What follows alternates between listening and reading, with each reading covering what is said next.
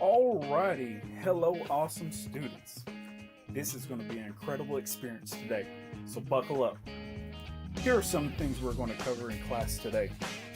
The first item we will cover is what is leader-member exchange theory, also referred to as LMX theory. Once we tie that into a nice little bow, we'll review studies on LMX theory. Next, we will see how LMX works, followed by a review of LMX's strengths and weaknesses. Lastly, we will review LMX applications.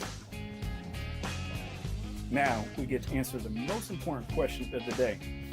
What is LMX theory? LMX theory is focused on the interactions between the leader and the follower. LMX theory is based on the assumption that a leader has unique relationships with each follower. Thankfully, there have been numerous studies on LMX theory over the years, so we get to speak intelligently about the subject. In the early studies, researchers focused on the nature of the vertical linkages leaders formed with each of their followers. The leaders' relationships to the work unit as a whole was viewed as a series of vertical dyads. In the study, they created two groups, an in-group and an out-group. The in-group linkage was characterized as those that took on extra roles. They negotiated with the leader to expand their role, received more information, influence, confidence, and concern. And lastly, they were more dependable and they were just overall more involved with the communication. The out-group, on the other hand, was characterized as those followers that had defined roles. Takes on nothing but what is in the contract. Goes to work, goes home, the end. That's it.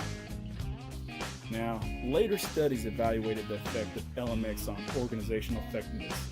Researchers found that higher quality LMX meant lower turnover. Great, right? Positive performance reviews, more promotions, greater organizational commitment, more desirable work assignments, and just better attitudes.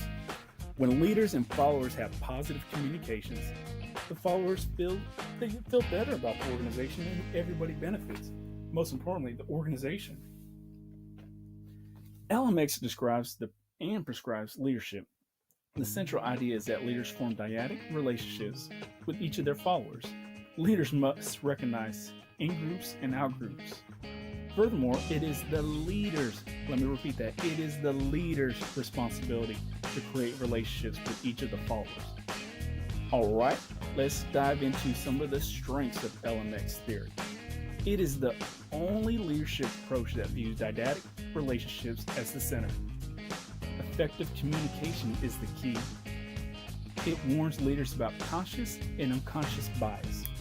Lastly, research supports LMX. Now on to the weaknesses. 1, the appearance of discrimination due to in-groups and out-groups is present. It supports privileged groups in the workplace. There's no mention of fairness issues. And lastly, it does not explain how exchanges are created.